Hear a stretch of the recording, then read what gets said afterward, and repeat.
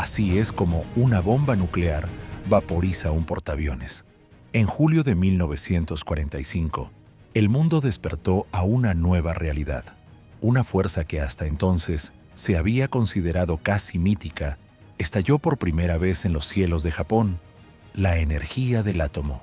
Hiroshima se convirtió en un infierno en llamas en cuestión de segundos, y 3 días después, Nagasaki corrió la misma suerte. Ciudades que por la mañana vivían su vida cotidiana quedaron en ruinas, y todo el planeta se paralizó ante la comprensión. Los conflictos militares serían diferentes a partir de entonces.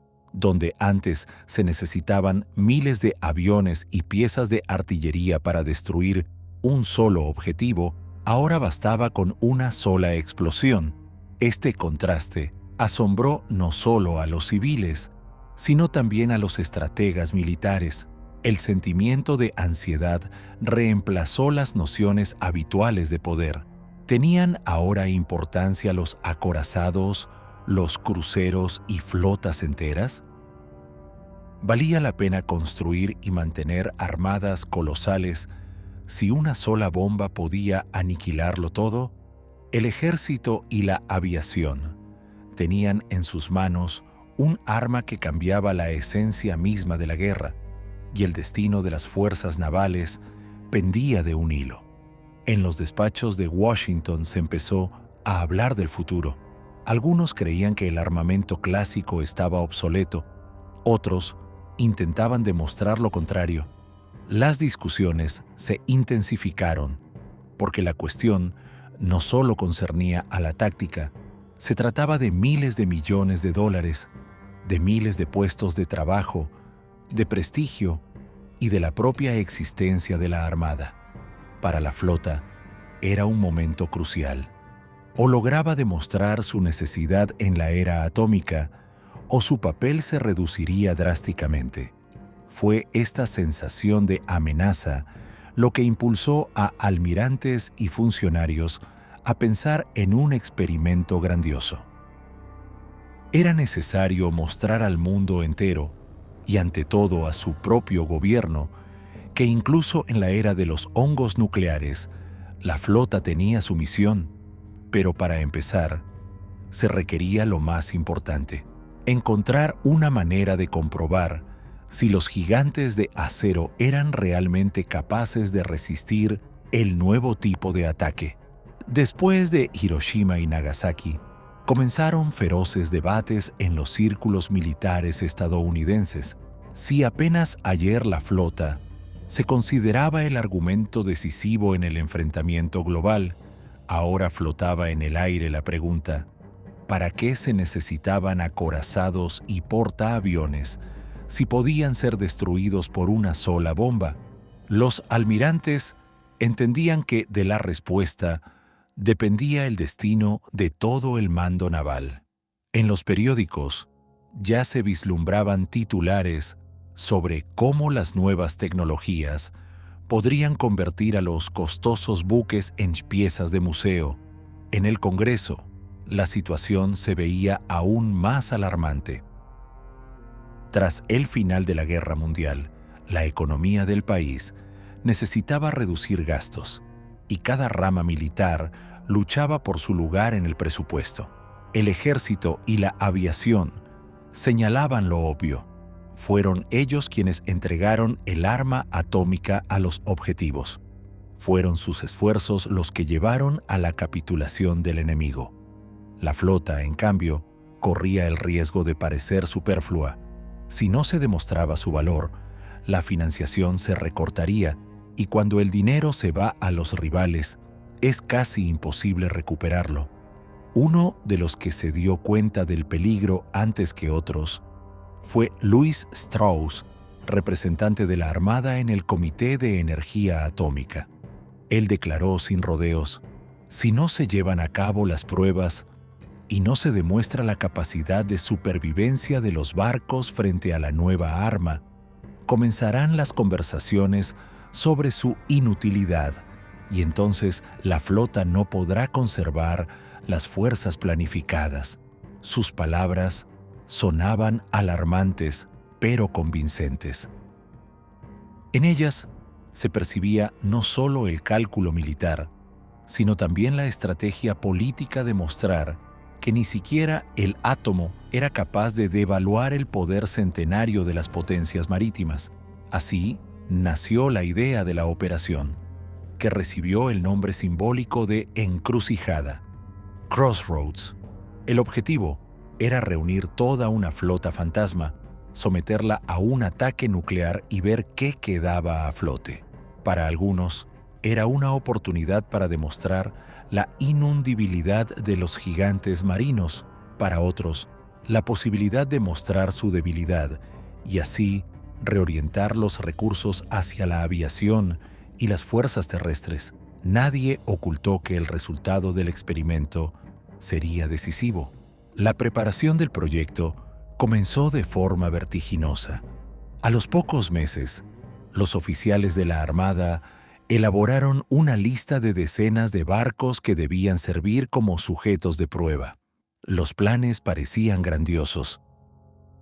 No solo una explosión individual, sino una serie de pruebas que permitirían evaluar la reacción de diferentes tipos de embarcaciones, desde acorazados hasta submarinos. Esto debía convertirse en un espectáculo público, una especie de teatro de fuerza, donde se decidía no solo el destino de la flota, sino también el futuro de la propia doctrina militar de EUU. Los requisitos para el sitio de pruebas eran simples e implacables. Cada punto de la lista tenía el precio de una vida humana y millones de dólares en el presupuesto. La prueba requería un lugar lo más alejado posible de áreas pobladas y al mismo tiempo bajo el control de EUU. Los atolones en medio del Océano Pacífico eran los más adecuados. El sitio debía ser verdaderamente desierto, oficialmente sin población permanente o con la posibilidad de una evacuación temporal. La distancia a la ciudad más cercana, cientos de millas. Se necesitaba cerca un regimiento de apoyo aéreo para el despegue y la observación. Y lo más importante, la laguna debía tener una bahía de anclaje de tamaño y protección suficientes para ubicar y mantener cientos de embarcaciones en una disposición estática para la observación y la filmación. Otro factor era el clima, los vientos comparativamente tranquilos y la baja probabilidad de tormentas prometían minimizar la dispersión impredecible de la lluvia radiactiva y garantizar condiciones de filmación estables para instrumentos y cámaras. A estas consideraciones prácticas se añadía la lógica política. La prueba debía ser visible para el público y para el Congreso, porque el resultado debía convertirse en un argumento en la batalla por la financiación de los programas de la flota. La elección recayó en el atolón de Bikini en las Islas Marshall, una cadena de islas de coral bajas con una laguna profunda y protegida y una relativa lejanía de los grandes centros poblados.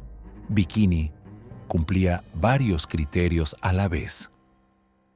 Estaba lo suficientemente aislado, se encontraba en un territorio donde EUU podía asegurar la logística y la protección, y tenía una laguna conveniente en la que se podían colocar los barcos objetivo a diferentes distancias. Pero el aislamiento en los documentos oficiales no significaba la ausencia de personas. En el atolón vivían 167 personas, familias que durante siglos habían llevado un estilo de vida isleño. Antes de comenzar los trabajos, las autoridades estadounidenses organizaron negociaciones y explicaciones. El argumento sonó grandioso y patético. El experimento por el bien común, para prevenir futuras guerras. Se explicó a los lugareños que la evacuación era temporal y que pronto podrían regresar. Muchos estuvieron de acuerdo. La evacuación se llevó a cabo a principios de la primavera de 1946. y la gente fue trasladada a atolones vecinos a unas 120 millas de Bikini. Paralelamente a las negociaciones, se llevó a cabo una movilización industrial. Barcos con instrumentos de medición entraron en la laguna. Equipos científicos instalaron redes de sensores. En las islas vecinas se montaron puestos de observación. Las pistas de entrenamiento preparaban aviones de observación. Los planes preveían no una, sino varias pruebas para ver cómo se comportarían las diferentes clases de barcos con una explosión en el aire y bajo el agua, y para comprender qué daños serían fatales y cuáles reparables. La formación de la flota objetivo resultó ser un espectáculo de escala majestuosa y aterradora. Allí se reunieron barcos de guerra dados de baja, trofeos, buques auxiliares, barcazas de apoyo e incluso objetos civiles que imitaban la carga y el equipo. Decenas y decenas de barcos de diferentes clases llegaron a la laguna: acorazados, portaaviones, cruceros, destructores, submarinos, algunos viejos, otros restantes de las batallas en el Pacífico, e incluso antiguos buques enemigos que ahora formaban parte del lienzo científico. Todos los barcos fueron equipados con medidores, miles de sensores de presión, docenas de instrumentos de radiación, cientos de cámaras y dispositivos acústicos. A bordo de algunos se cargaron cosas comunes, provisiones de alimentos, ropa, equipo, para averiguar cómo la radiación y la explosión afectarían no solo al casco, sino también a los elementos cotidianos de la vida de la tripulación. Simultáneamente, había observadores aéreos y navales, periodistas y representantes de alto rango invitados para presenciar y el informe posterior. La evacuación de la población y la reunión de la flota fueron solo los polos del mismo concepto: hacer la prueba lo más transparente y convincente posible. Pero incluso con los cálculos más cuidadosos, quedaban incógnitas: el comportamiento del agua durante la explosión, la forma de la columna y la nube base, la posible onda de retorno de lodo y radiactividad, que entonces era difícil de predecir. En el papel, Bikini parecía ideal. En la práctica, se enfrentaban a una fuerza que no podía medirse completamente antes de que envolviera la laguna. El resultado de la fase preparatoria fue un gigantesco escenario visual. El atolón quedó vacío. En las orillas quedaron puestos de observación fortificados, y en la laguna, una flotilla silenciosa y estática, lista para recibir el golpe. Este contraste, las casas pacíficas, los palmerales y la flota de cementerio alineada en el centro de la laguna del Pacífico, convirtió la prueba no solo en un experimento científico, sino en una poderosa metáfora visual del comienzo de una nueva era. Los barcos entraban en la laguna, como un sombrío desfile, en filas uniformes, desde los más grandes hasta los más pequeños. No venían por la gloria, sino para convertirse en material para la ciencia y la política. Muchos de ellos ya conocían las operaciones de combate. Algunos tenían corrosión royendo el costado, otros aún tenían cicatrices frescas de viajes recientes.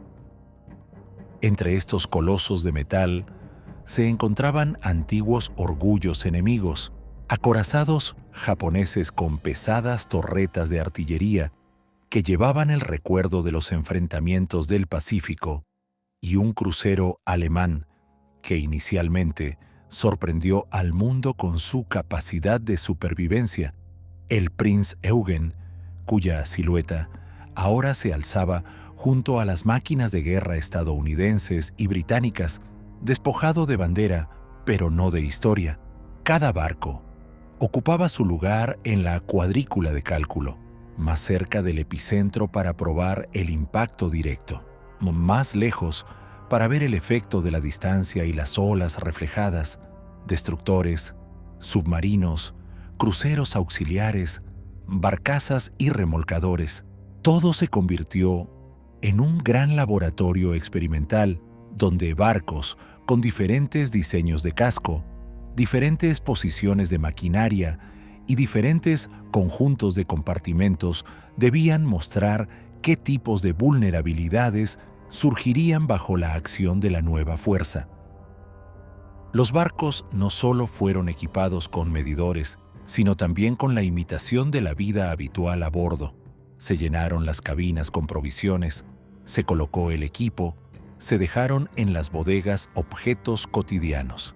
En algunas cubiertas se colocaron animales, ratas, cabras, gallinas, no por crueldad, sino para comprender cómo la radiación afectaba a los organismos vivos y qué tan rápido se propagaban las consecuencias biológicas.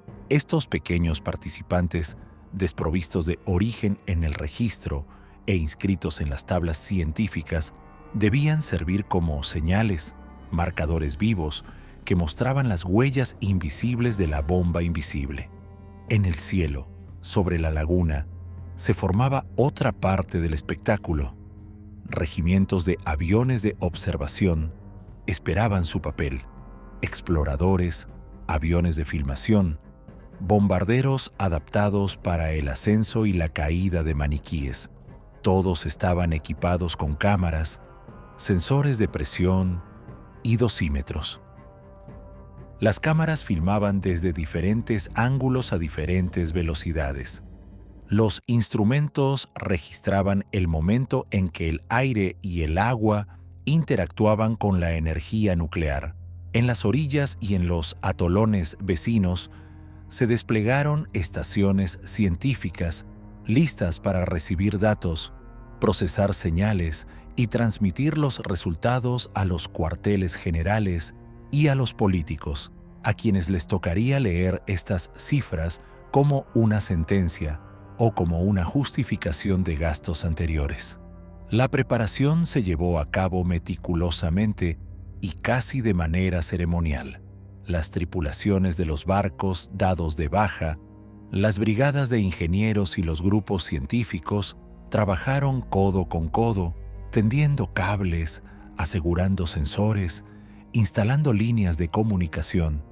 En las cubiertas se colgaron carteles con marcas de distancia y números de las secciones de prueba. En las bodegas se colocaron contenedores con cargas experimentales. En los puentes se fijaron micrófonos. Todo esto no porque los barcos fueran a volver a navegar, sino porque cada bloque de información podría convertirse más tarde en un argumento ante el Congreso. Miren, así es como se comportaron las estructuras de compartimentos dañadas. Así es como se destruyó visualmente la superestructura. Aquí es donde hubo contaminación a corto plazo. Era imposible no notar la teatralidad de lo que estaba sucediendo. Entre las formas grises y el óxido, aparecieron elementos diseñados para hacer que la prueba fuera convincente para los observadores externos, tribunas para oficiales invitados y civiles, franjas para cámaras, rutas precisas para barcos representativos. En las cubiertas se preparaban folletos y reportes de acompañamiento, porque el resultado debía ser no solo una nota científica, sino también un mensaje político.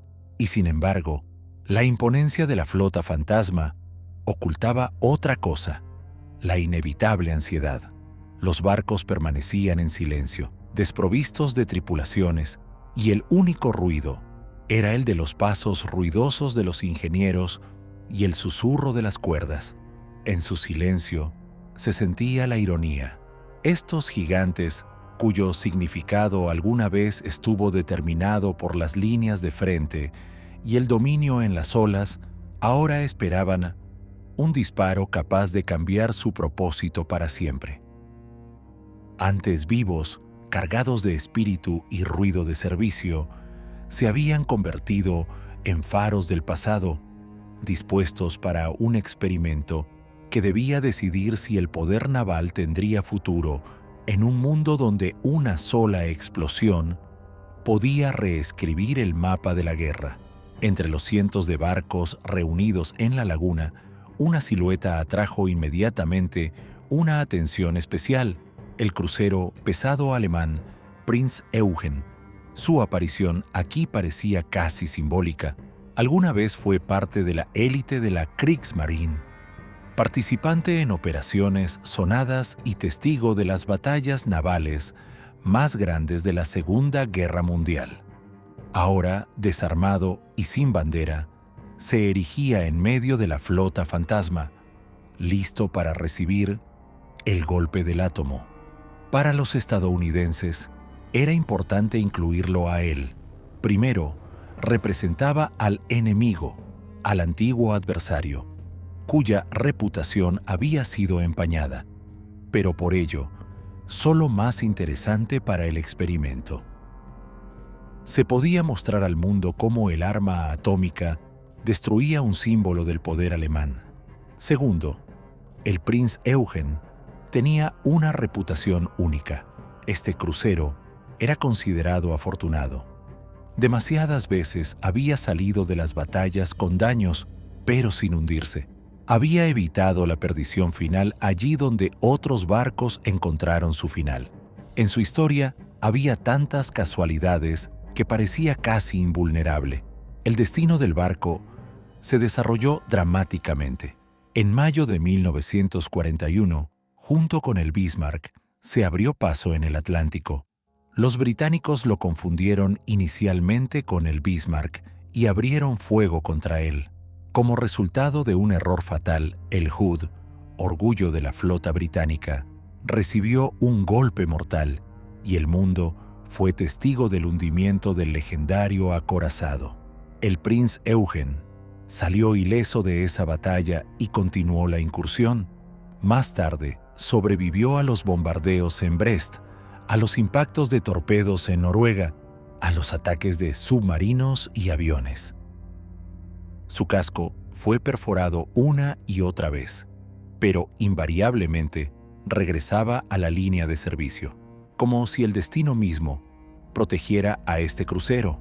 Para los aliados, después de la guerra, el Prinz Eugen se convirtió en un trofeo, pero también en un objeto de curiosidad.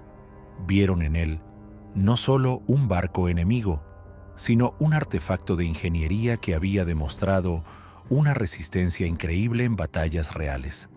Por lo tanto, cuando se formó la lista de participantes de la Operación Encrucijada, fue incluido sin dudarlo. A los ojos de los observadores, el crucero era casi un desafío. Si la energía atómica es capaz de destruir al afortunado Prinz, entonces es capaz de destruir a cualquiera. Su lugar en la laguna no fue accidental. Estaba en la fila de los objetivos cercanos, donde el impacto debía sentirse más. Los observadores fijaron de antemano cada centímetro de su casco, cada remache y costura. El barco, que había resistido decenas de ataques, ahora debía encontrarse con una fuerza que ni el blindaje ni la experiencia de los ingenieros podían detener. Y por eso, el Prinz Eugen se convirtió en un símbolo no solo del pasado, sino también del nuevo tiempo. Si caía, caería también la fe en la vieja era de los gigantes marinos. Y si resistía, significaría que incluso en la era atómica, la flota tendría la oportunidad de demostrar su necesidad. Mayo de 1941 fue el momento en que el nombre del Prinz Eugen resonó por primera vez en todo el mundo.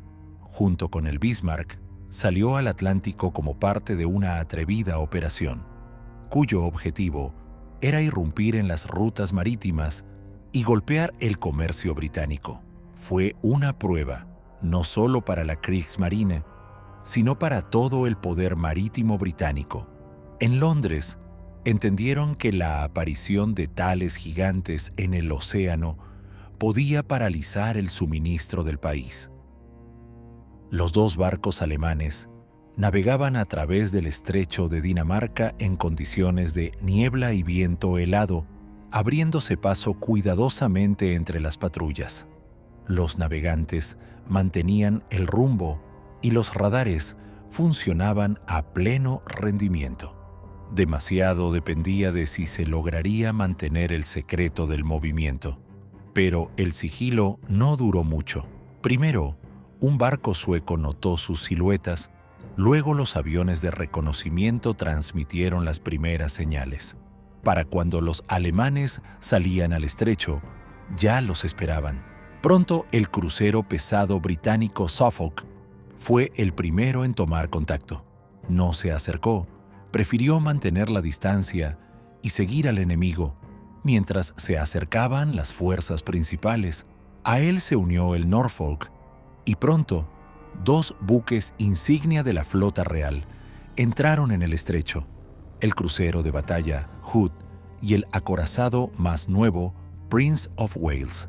Para los ingleses, era una cuestión de honor evitar el avance alemán a cualquier precio. Fue en este momento donde la casualidad jugó un papel fatal. En el crepúsculo de la mañana y con poca visibilidad, los británicos confundieron al Prinz Eugen con el Bismarck y abrieron fuego precisamente contra él.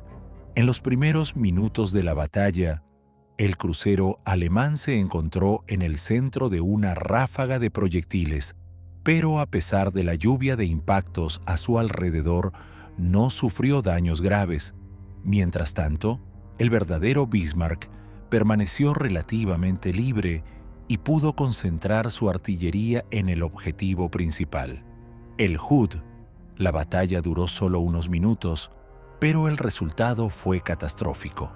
Uno de los proyectiles del Bismarck impactó en el pañol de municiones del crucero británico y un momento después, el Hood, orgullo y símbolo de la flota real, explotó y se partió por la mitad.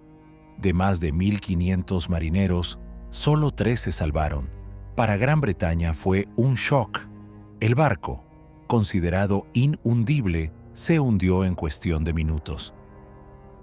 El Prince of Wales intentó continuar la lucha, infligiendo varios impactos a los alemanes, pero él mismo sufrió graves daños y se vio obligado a retirarse de la batalla. El Bismarck tampoco salió indemne. Sus tanques de combustible fueron perforados y el crucero tuvo que reducir la velocidad. Este daño sería fatal, privándolo de la posibilidad de regresar a aguas seguras. El camino posterior de los dos barcos se separó. El Prinz Eugen, gracias a su velocidad y maniobrabilidad, se dirigió al Atlántico para cumplir la tarea de interceptar convoyes comerciales. El Bismarck, que había perdido parte de su capacidad de combate, se dirigió a la costa francesa para reparaciones, pero pronto fue rodeado por toda una armada de barcos británicos. 3 días después, sufrió un destino opuesto al Hood. Bajo los golpes de torpederos y artillería, el Bismarck se hundió, convirtiéndose en un símbolo de tragedia y grandeza de la guerra naval, y el Prinz Eugen volvió a salir vivo de la batalla. Su escape parecía casi increíble. Fue testigo de la muerte de un aliado y de un enemigo legendario, pero él mismo continuó su camino. Esta cadena de suerte le valió la reputación de barco afortunado, al que parecía patrocinar el destino mismo. La pérdida del Bismarck dejó al Prinz Eugen solo en el Atlántico. Su misión no se interrumpió. La orden seguía vigente: interceptar convoyes comerciales británicos, interrumpir el suministro del imperio insular. Pero sin la cobertura del acorazado, su posición era mucho más vulnerable. El crucero tuvo que actuar en secreto, maniobrar y evitar el encuentro con grandes fuerzas enemigas. Al final, logró dañar varios barcos, pero pronto comenzaron los problemas dentro del propio casco. Fallos en los motores lo obligaron a buscar refugio en Brest, Francia. La base en la costa resultó no ser una salvación, sino una nueva trampa. La aviación británica convirtió el puerto en su objetivo principal y casi todas las noches caían bombas sobre el crucero. Varias veces sufrió daños que requirieron reparaciones prolongadas. Cada impacto parecía mortal, pero el barco se mantuvo obstinadamente a flote. Incluso cuando todo a su alrededor se hundía, desde los muelles hasta los barcos cercanos, él sobrevivía una y otra vez. Para los británicos, se había convertido en una verdadera espina. Era imposible destruirlo rápida y definitivamente. A principios de 1942, el mando nazi se decidió por un paso que se consideraba desesperado. Era necesario devolver los grandes barcos de Brest a Alemania, evitando el dominio británico en el Canal de la Mancha. Así nació la Operación Cerberus, un audaz avance diurno a lo largo de las costas de Inglaterra. Junto con los acorazados Scharnhorst y Gneisenau, el Prinz Eugen avanzó a lo largo de la costa francesa. La aviación y la flota inglesas intentaron detener la columna. Los bombarderos en picado atacaron en oleadas. Las lanchas torpederas salieron a interceptar. Las baterías costeras dispararon contra las siluetas en el horizonte, pero los alemanes actuaron de forma coordinada y el convoy logró pasar el corredor de fuego. Para los aliados fue un shock. Los barcos enemigos se habían escapado literalmente bajo sus narices.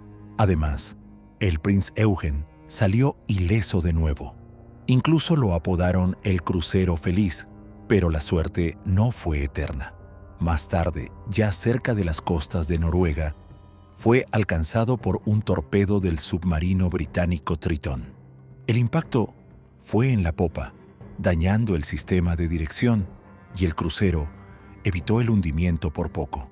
Lograron llevarlo al puerto más cercano y ponerlo en reparación, y luego trasladarlo de regreso a Alemania. Sin embargo, continuó en servicio, primero en Noruega, donde debía mantener la atención de los aliados y cubrir las comunicaciones, y luego en el Mar Báltico. Allí desempeñó el papel de buque escuela y más tarde de apoyo artillero, bombardeando a las unidades que avanzaban del Ejército Rojo. Incluso cuando el Tercer Reich se derrumbaba a su alrededor, el Prinz Eugen mostró una y otra vez la misma extraña capacidad de supervivencia. Fue atacado por torpederos, bombardeado por Lancasters, perseguido por submarinos, pero cada vez salía de la batalla con daños, pero no con una sentencia fatal. Esta cadena de rescates milagrosos lo convirtió, a los ojos de marineros y enemigos, en un barco leyenda. Cuando Alemania capituló en mayo de 1945, no fue hundido ni se rindió en combate. En cambio, fue entregado a los británicos y luego, como trofeo, a los estadounidenses. Parecía que la historia del crucero feliz finalmente había terminado, pero en realidad todo estaba por comenzar. Fue el Prinz Eugen el que se convirtió en uno de los participantes centrales del nuevo experimento, las pruebas nucleares en el atolón de Bikini, donde el destino le tenía reservada otra prueba, la más inusual. La primavera de 1945 convirtió el Báltico en una arena de batallas desesperadas. El Ejército Rojo presionaba paso a paso a las tropas alemanas y el Prinz Eugen se encontró en el papel de barco de apoyo artillero.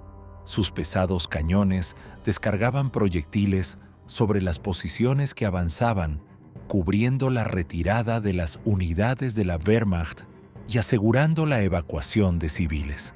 El crucero disparaba a las costas, donde las líneas del frente se derrumbaban una tras otra, y en su estruendo se escuchaba no la fuerza del vencedor, sino la desesperación del condenado. Pero incluso en estas últimas batallas permaneció en servicio, un símbolo de la tenacidad y la perseverancia por el que se le conocía desde el Atlántico. Para mayo, todo había terminado. Alemania capituló, y el Prinz Eugen ya no podía ser el orgullo del Tercer Reich. Fue entregado a los británicos, que recibieron el trofeo con curiosidad y precaución. Conocían la historia del crucero, su reputación de suerte poco afortunada, y querían estudiar su construcción. Pero pronto los aliados acordaron que GEUU recibiría el barco como parte del reparto de trofeos de guerra. Las banderas estadounidenses ondearon sobre la cubierta del antiguo crucero alemán, y el que hasta hacía poco luchaba contra convoyes en el Atlántico. Ahora formaba parte de la flota que se preparaba para una nueva guerra, la guerra del futuro. Así fue como terminó en la lista de participantes de la operación que recibió el nombre simbólico de Encrucijada. En el atolón de Bikini, el trabajo bullía. Cientos de barcos objetivo acudían allí, y con ellos, decenas de buques auxiliares. En las orillas se construían campamentos temporales, líneas de comunicación, laboratorios y puestos de observación. El atolón, hasta hace poco poblado por cientos de habitantes, ahora se asemejaba a una ciudad militar, donde el objetivo principal no era la batalla, sino el experimento.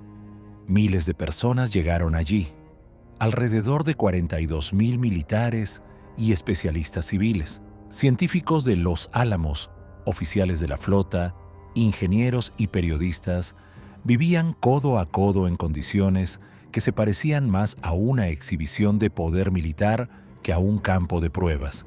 Los barcos se erguían en la laguna, como una gigantesca decoración, dispuestos en líneas estrictas.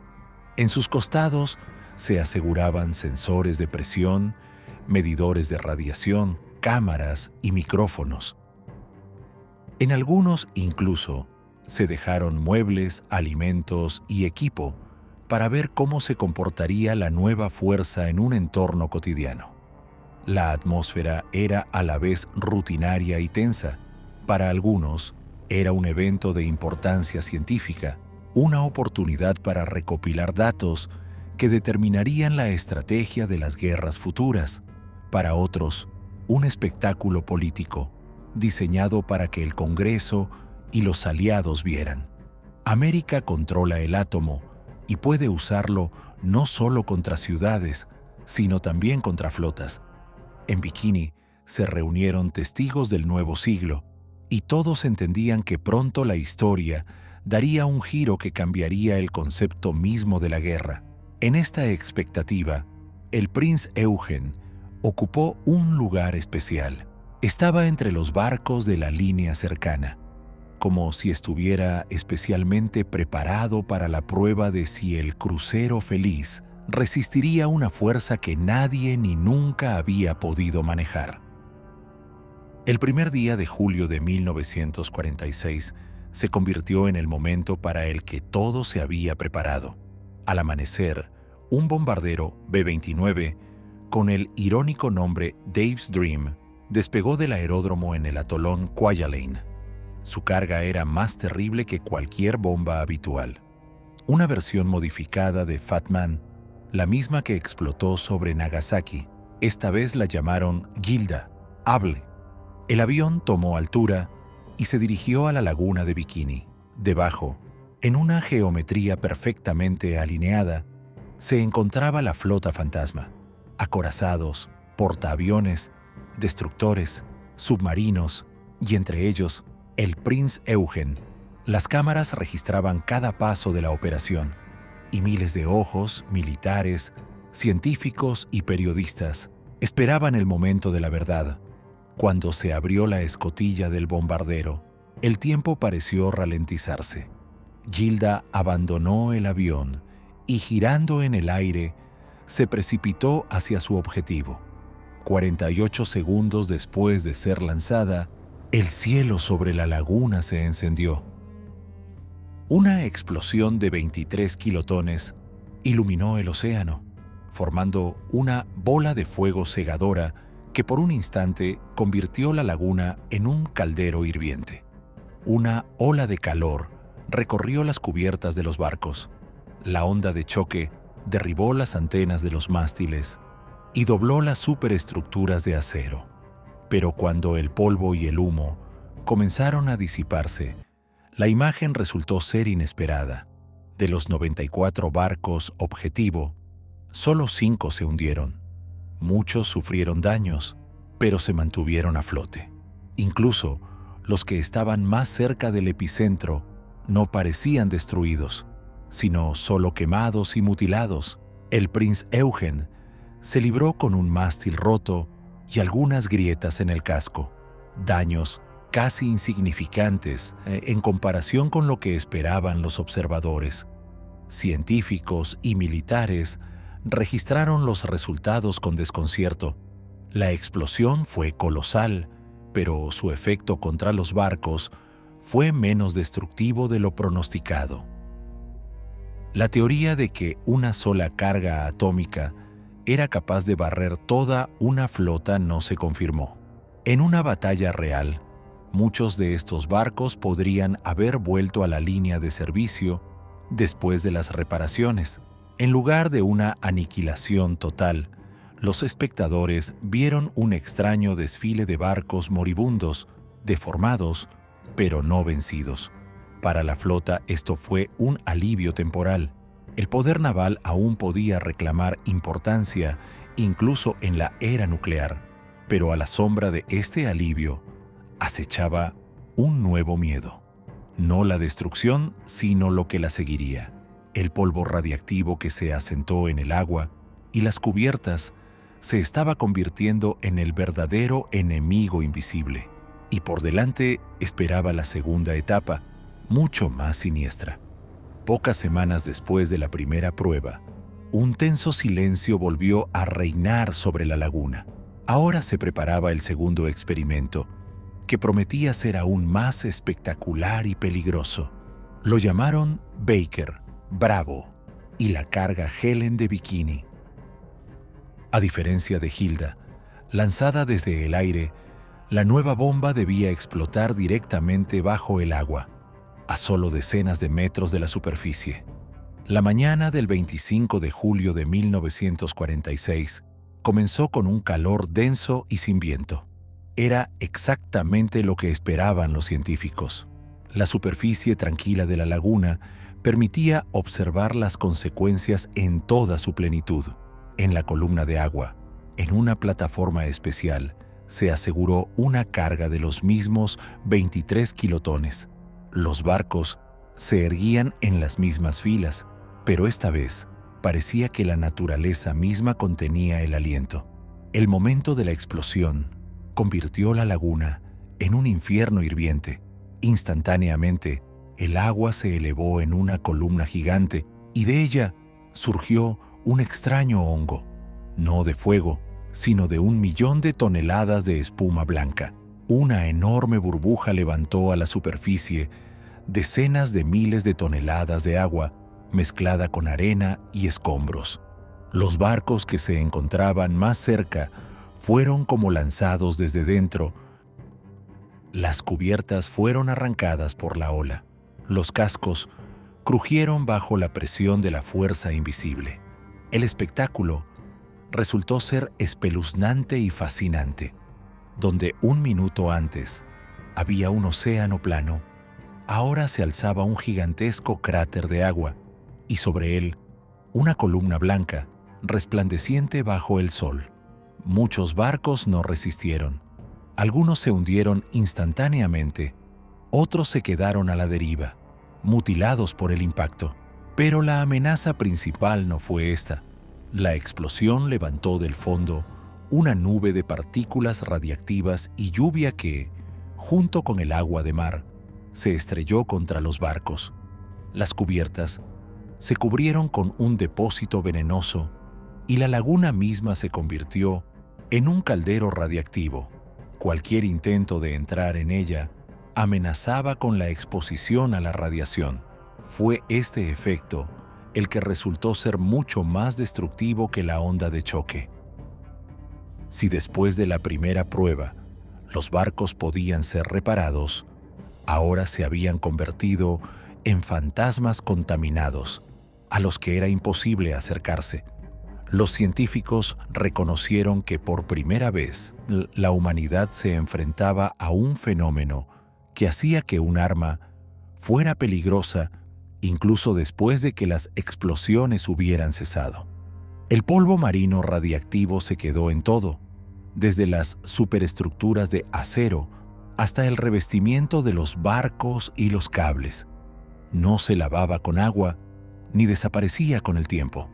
Los barcos se convirtieron en trampas tóxicas y la laguna misma en un laboratorio mortal al que incluso los marineros experimentados temían entrar.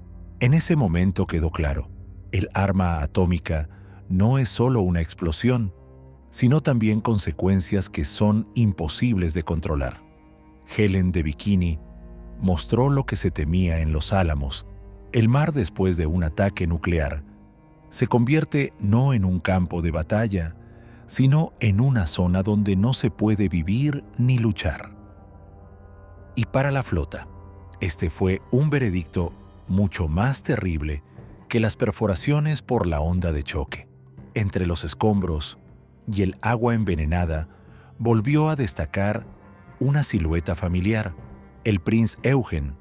Como una burla a la lógica misma de la guerra, se mantuvo a flote.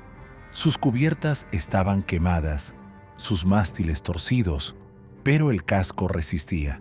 2 explosiones, una en el cielo, la otra en la columna de la laguna, no pudieron destruir el barco que sobrevivió al Atlántico, al Canal de la Mancha, a Noruega y a decenas de ataques de los aliados. Los observadores lo miraban como un símbolo de obstinada supervivencia, como si en sus remaches realmente residiera alguna ironía maligna del destino. Pero ya no se podía acercar a él. Un depósito invisible de radiación yacía sobre los costados de acero, penetrando en cada grieta y en cada perno. Los ingenieros intentaron encontrar formas de descontaminación, pero los chorros de agua y las soluciones químicas resultaron ineficaces. El barco ya no podía usarse ni como trofeo, ni como plataforma de entrenamiento. Se había convertido en un símbolo venenoso, de pie entre otros fantasmas contaminados. Incluso, la continuación de los experimentos planificados se volvió imposible. El peligro para las personas era demasiado grande. Medio año después, el crucero Feliz finalmente agotó su reserva de resistencia. Su casco se llenó gradualmente de agua y un día se inclinó y se acostó de lado justo en la laguna poco profunda. No se hundió en el abismo del océano. Su popa permaneció sobre el agua, como la última marca de un buque de guerra una vez formidable. Así concluyó su historia, no en combate ni por el fuego enemigo, sino en el silencio de una laguna tropical, donde el átomo reescribió las reglas de la guerra. Hoy, sus restos aún descansan allí, mitad en la arena, mitad en el agua. El metal está cubierto de corales, los peces nadan alrededor y la vida regresa a donde una vez rugió la energía de la destrucción. Para algunos, este lugar se ha convertido en un punto turístico, un objeto para buceadores que buscan un toque de historia. Para otros, un recordatorio de que la era atómica comenzó con experimentos donde los destinos de los barcos y naciones enteras se pusieron en la balanza para responder a una pregunta: ¿qué significa el poder en el nuevo mundo? Así, el Prinz Eugen se transformó de un crucero de batalla en un monumento no solo al ingenio de la ingeniería alemana o a las ambiciones militares de la época, sino al momento más crucial del siglo XX, cuando la humanidad se enfrentó por primera vez a una fuerza capaz de cambiar no solo el curso de las guerras, sino también la faz del planeta. Su casco hundido se convirtió en un testigo silencioso de cómo nació la era atómica, con sus miedos, esperanzas e inevitables sombras.